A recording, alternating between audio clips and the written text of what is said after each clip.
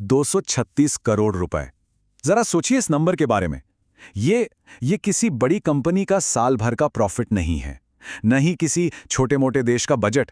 ये तो एक फिल्म की सिर्फ और सिर्फ एक दिन की, मतलब पहले ही दिन की दुनिया भर की कमाई है। तो आज हम बात करने वाले हैं इसी फिल्म धुरंधर पार्ट 2 के बारे में। मतलब ये सिर्फ एक फिल्म नहीं है, ये एक फिनोमिनन बन चुकी है। एक ऐसी फिल्म जो सिर्फ बॉक्स ऑफिस पर ही नहीं, बल्कि कह सकते हैं कि विचारों की दुनिया में भी एक जबरदस्त तूफान लेकर आई है। तो चलिए इसकी इस रिकॉर्ड तोड़ कामयाबी और इसके इर्द गिर्द जो ये जोरदार बहस छिड़ी है ना, जिसे लोग नैरेटिव वॉर कह रहे हैं, इन दोनों ही पहलुओं को जरा गहराई से समझते हैं। तो सबसे पहले बात करते हैं उस तूफान की जो इस फिल्म ने थिएटर्स में मचा रखा है। देखिए, ये कोई आम फिल्म रिलीज नहीं थी, ये तो एक कल्चरल इवेंट, एक सांस्कृतिक घटना बन गई है। आज का जमाना कैसा है? रील्स का, T20 क्रिकेट का, मतलब सबका अटेंशन स्पैन बस 1 या 2 मिनट का होकर रह गया है। और ऐसे में धुरंधर पार्ट 2 आती है, जिसकी लंबाई है 3 घंटे 49 मिनट, लगभग 4 घंटे।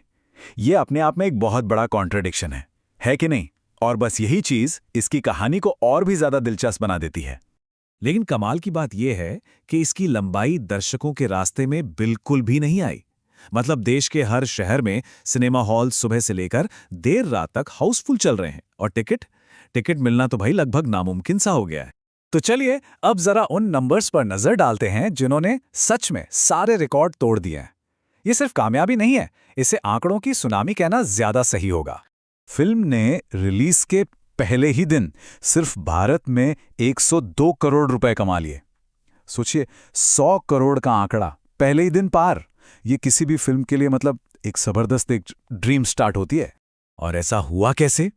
इस फिल्म को पूरे देश में 8000 से भी ज्यादा स्क्रीन्स पर एक साथ रिलीज किया गया था। इसी से इसकी जबरदस्त पहुंच का अंदाजा लगाया जा सकता है। यही नहीं, एक और कमाल की बात हुई। रिलीज से एक दिन पहले जो पेड प्रीव्यू शोज रखे गए थे ना, सिर्फ उन्हीं से फिल्म ने 43 करोड़ रुपए कमा लिए। और ये भारत में पहली बार हुआ है।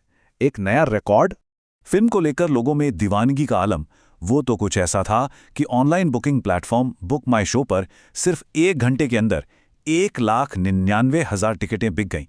ये भारत में टिकट बुकिंग का आज तक का सबसे बड़ा रिकॉर्ड है। एडवांस बुकिंग के लिए इतनी जबरदस्त भीड़ थी कि बुक माई शो का प्लेटफॉर्म तक कई बार हैंग हो गया।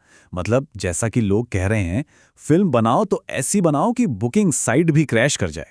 लेकिन कहानी सिर्फ इन बॉक्स ऑफिस के नंबरों और हाउसफुल बोर्ड्स तक ही सीमित नहीं है। इस फिल्म ने एक और चीज को जन्म दिया है, विचारों की एक नई लड़ाई, जिसे आजकल नैरेटिव वॉर कहा जा रहा है।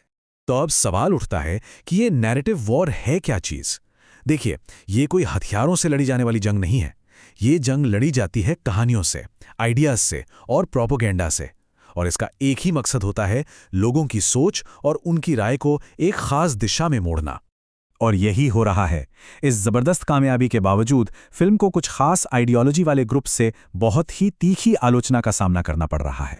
तो सवाल अब ये खड़ा होता है कि ये जो कुछ भी हो रहा है, ये एक असली आर्टिस्टिक सक्सेस है या फिर एक सोचा समझा प्रोपेगेंडा? आइए देखते हैं कि फिल्म पर क्या-क्या आरोप लग रहे हैं। सबसे बड़ा और सबसे सीधा आरोप तो यही है कि ये फिल्म मौजूदा सरकार का प्रोपेगेंडा है, जिसे बस कला का चोला पहनाकर पेश किया जा रहा है। वहीं कुछ क्रिटिक्स तो इससे सिरे से ही खारिज कर रहे हैं। उनका कहना है कि ये फिल्म आर्ट के नाम पर बस समय और पैसे की पूरी बर्बादी है और कुछ नहीं। अब सोर्स के मुताबिक अगर देखें तो इस फिल्म की आलोचना करने वालों में कौन लोग शामिल हैं? मुख्य रूप से वे समूह जिन्हें अक्सर टुकड़े टुकड़ी गैंग या अर्बन नक्सल गैंग जैसे नामों से बुलाया जाता है, और साथ ही वो लोग भी जो सरकार की आइडियोलॉजी से इत्तेफाक नहीं रखते। तो यहाँ पर हमें एक साफ बंटवारा दिखाई देता है। एक तरफ वो लोग हैं जो इसे एक सिनेमैटिक मास्टरपीस मान रहे हैं, और दूसरी तरफ वो लोग हैं जो इसे एक पॉलिटिकल टूल, एक राजनीतिक हथियार के तौर पर देख रहे हैं। और यहीं पर एक बड़ा सवाल खड़ा होता है, जिसके साथ हम आज की ये चर्चा खत्म करेंगे। आखिर आर्ट और पॉलिटिक्स के बीच की वो पतली सी लाइन, वो सीमा रेखा कहाँ है? क्या कोई भी आर्ट, कोई भी कला कभी भी पूरी तरह से नॉन पॉलिटिकल हो सकती है? ये एक ऐसा सवाल है जिस पर सोचना बहुत जरूरी है।